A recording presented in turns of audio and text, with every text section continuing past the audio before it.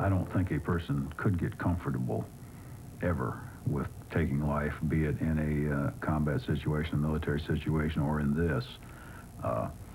I think everyone probably views himself, as I do, as an instrument of the people and the justice system, as opposed to an individual who is just killing another individual.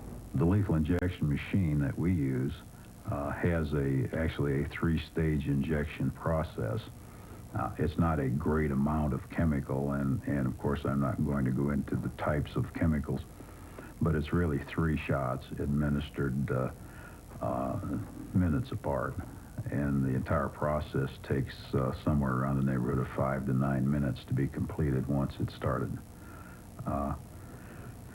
When we first started with lethal injection, as you probably know, Missouri was a lethal gas prior to the lethal injection. I've never seen an execution using lethal gas as the agent. The lethal injection, or the chemical injection, to me is much more humane.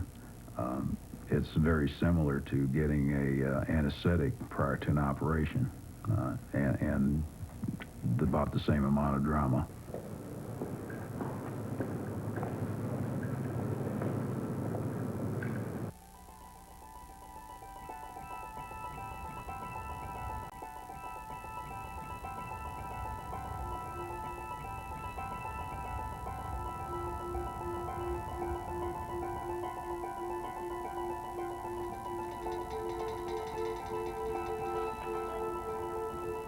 My name is Fred Leuchter. I'm an expert on execution technology. I design and build the equipment that's used on America's death rows for the execution of condemned criminals.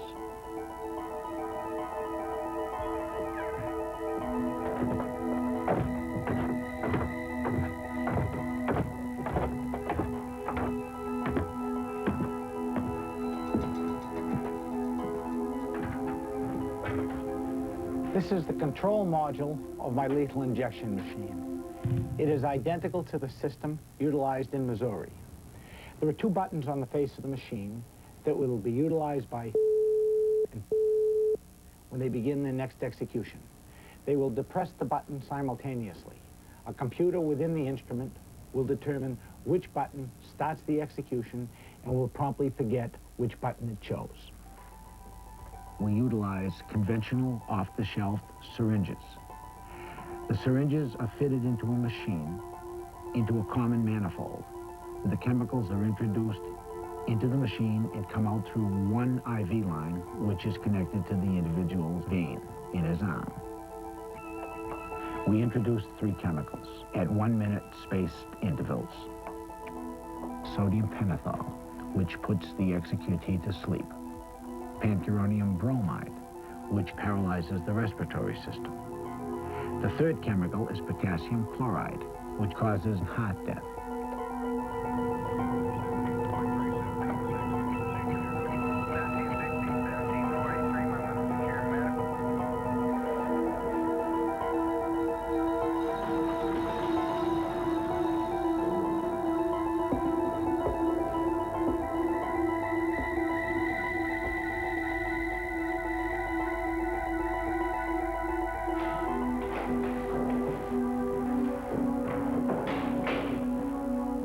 My function basically is to ensure the operation of the lethal injection machine, make sure it's functional and operates as designed.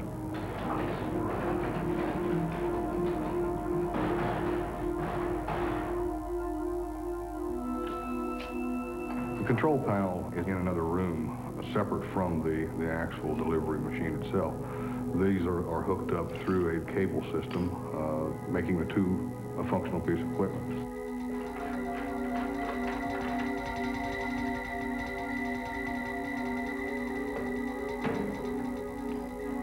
I worked with the person who designed the machine real closely. I spent numerous hours going through training, going through how it was constructed, how it was built, through the blueprints of the system. It operates off of 12-volt batteries, so you could still perform an execution even though you had total power failure.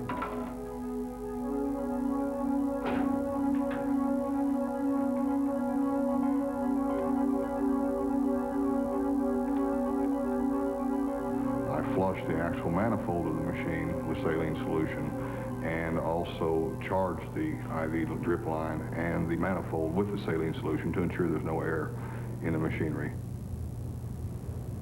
2 people are involved. They would actually push these 2 buttons located and called Station 1 and Station 2. I would arm the machine prior to this, and on a given command, after they've been given the okay to commence with the execution, on a given command which one of these 2 people will give, they will simultaneously push these buttons, which starts complete automatic mode. Everything is automatic from that point on. 1, 2, 3.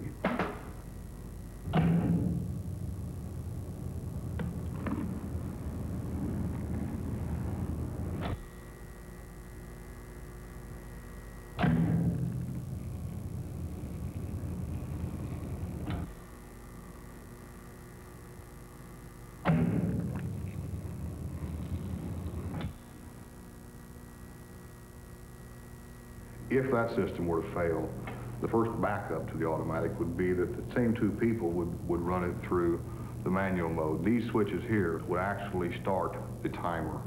Now, if this system failed, inside the delivery area is a backup syringe for all 3 of the automatics. If you have to deliver it manually, again, 2 people would be involved. They would, on command, pull, which would drop your backup syringe.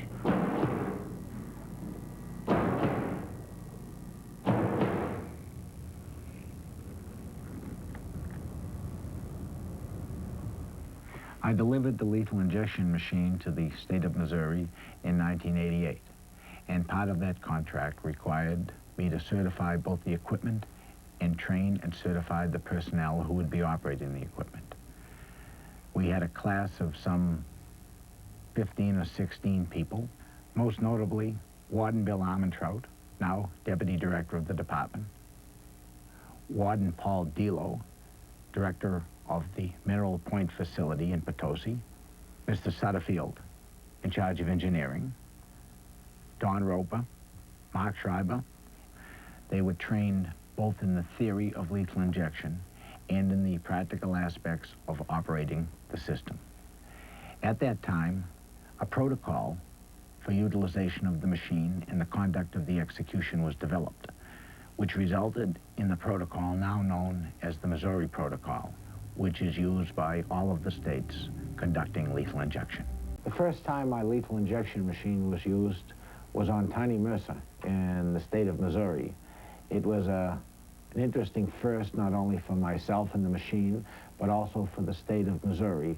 It being the first execution conducted there in many years, it being in Middle America and in the middle of the Bible Belt.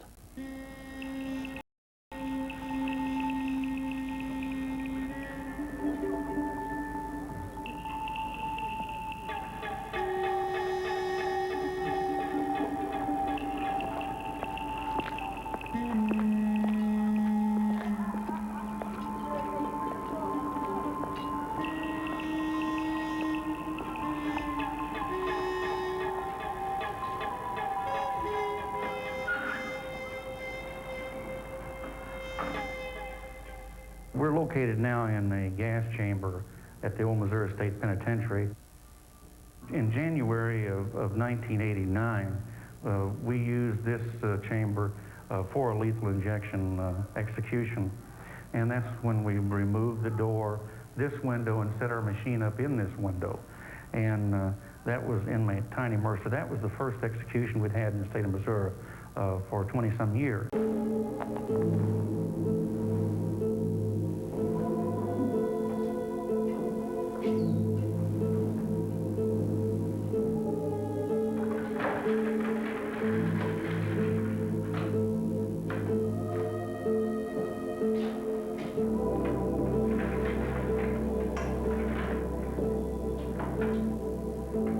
Starting within the inside of the chamber itself, the individuals that are directly involved with the execution, of course, first being the doctor who monitors the heart monitor, the EKG.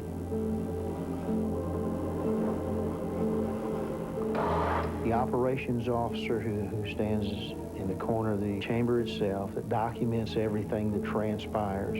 And behind closed doors, you have a number of individuals that take care of that part of the execution. The plant maintenance engineer, Mr. Sutterfield, Mr. Delo, Mr. Armentrout, Mark Schreiber, and they give the word to the operations officer who initiates the command for execution.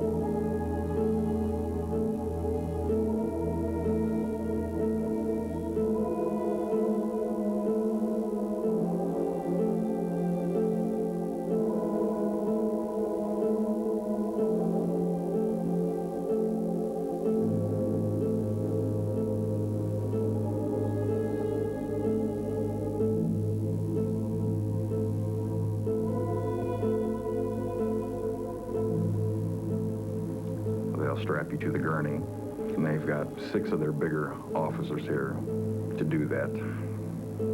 And they'll insert the IV. I believe that's when they put the catheter and the rectal plug in you, and that worries me more than anything, to have this doctor do that, because I don't like him to start with. And having to do that, and on the off chance that I would need to use the restroom, they're not going to remove that catheter at that point. When you're there 30 minutes before the execution, and I can't imagine what takes place at that point, because nobody has actually been there and returned. The doctor and again the anesthesiologist will commence to find a vein, so to speak, on the person and hook up the IV tube and then put a Y in and Y up to the machine, putting a clamp on the machine itself.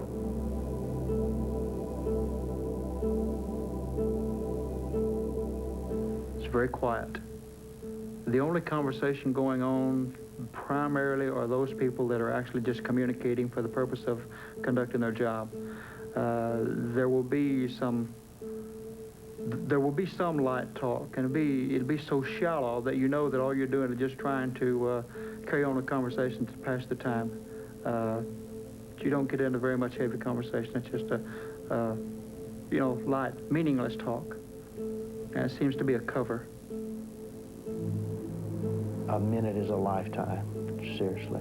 And it gets very serious throughout the institution. We do not take any of this execution procedure lightly, but certainly that last 30 minutes, when you're in preparation of actually taking a human life, you have to look into your own self and say, I'm an instrument of the state, I have a job to do, and I chose to do it, and I never killed anybody, but this individual has been convicted thereof, and so this is the ultimate penalty that will be carried out, and we're the instruments whereby it's carried out.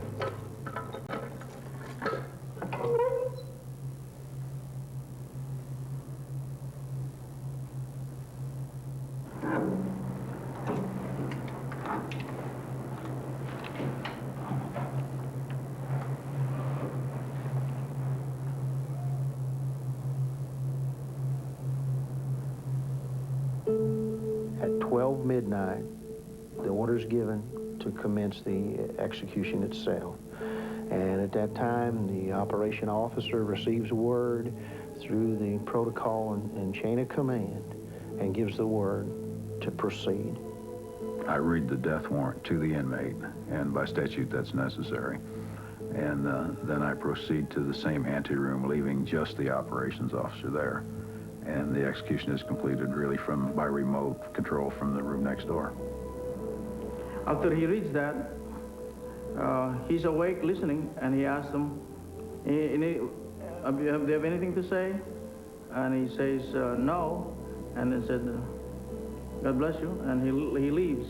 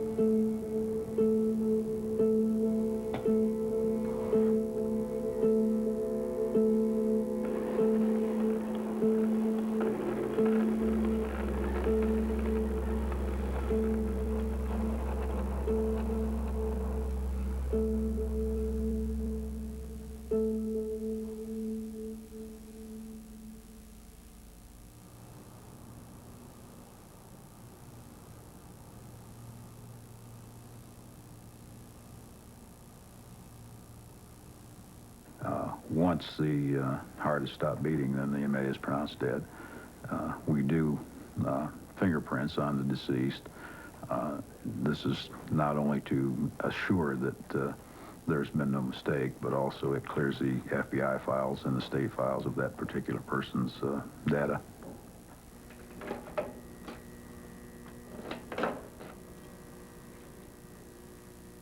Of course, the family can pick the body up and make whatever arrangements they want to make. There has been occasions where nobody wanted to claim the body. In that case, then the state takes care of it. The call goes out to stand down, and everybody leaves their post, and once it's over, everybody just goes home, and that's it.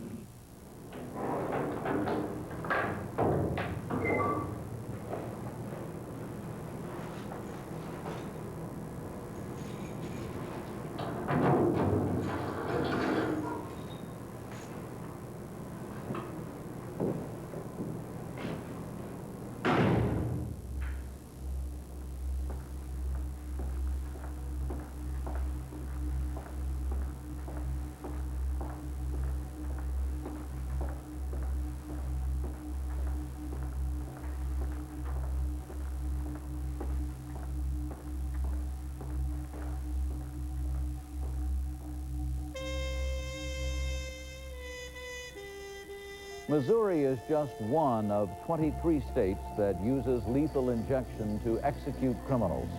California, in fact, now gives condemned criminals a choice. They can die either by lethal injection or in the gas chamber.